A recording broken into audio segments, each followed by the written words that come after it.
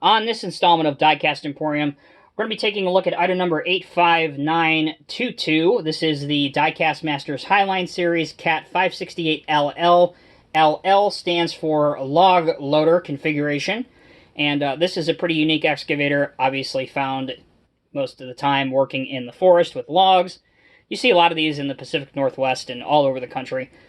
This is a very unique and specialized piece of equipment, and it's really cool to see that there's been a die-cast model made of it.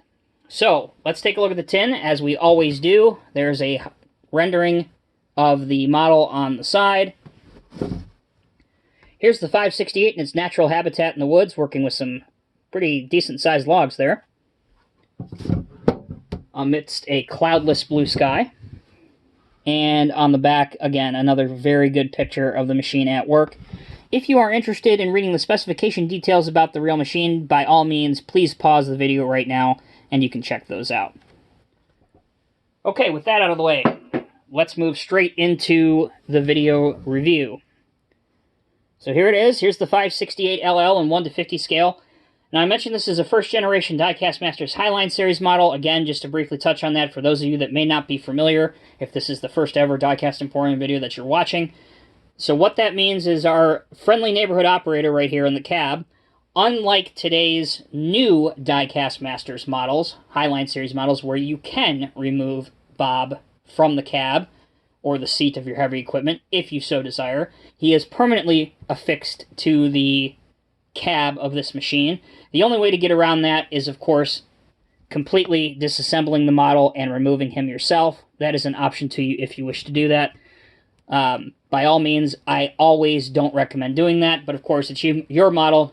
You do with it as you wish. So with that out of the way, it has metal tracks which roll on any surface with friction.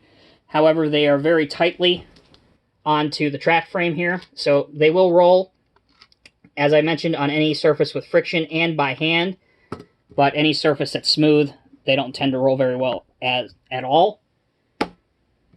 One of the coolest features of both the LL version, this version right here, but also the Road Builder configuration, is that the entire cab can be tilted forward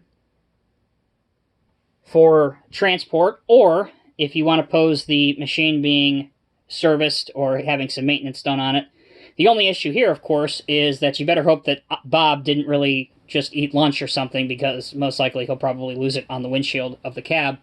But I digress. Anyway, it's really cool to see that working feature on a model, and you can see a little bit of the detail inside there with some hydraulic lines, things like that. And you just close it just like that. As with any other excavator, you would expect it to spin 360 degrees on the car body. That's not an issue as well. Now we'll move on to the functionality of the main stick and the boom, as well as the grapple. This is where it really, really excels. So this thing goes off the frame in terms of how high it will go. And it will go slightly higher than that. Your grapple will open, like such. And this part as well kind of goes to grab hold of the logs as well. This back place here is on a cylinder right here. So let's grab a couple simulated logs, pens in this case, and see how well it works here. We'll put them in the grapple tines, close this up here, and see if we can get them to stay in there. There you go. Just like that, it has no issue holding our replicated logs there. So, there you go, guys. That is the review of the Diecast Masters Cat 568 log loader in 1:50 scale. Again, this is item number for reference 85922.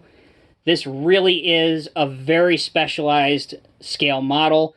So if you are a fan of forestry equipment or logging equipment, this is the must to add to your collection. Even if you like specialized excavators, this is a must to add to your collection. It's not likely that Cat will make a machine like this again, in terms of at least scale models, at least in the immediate future. So again, that is yet another reason why it's worth adding to your collection.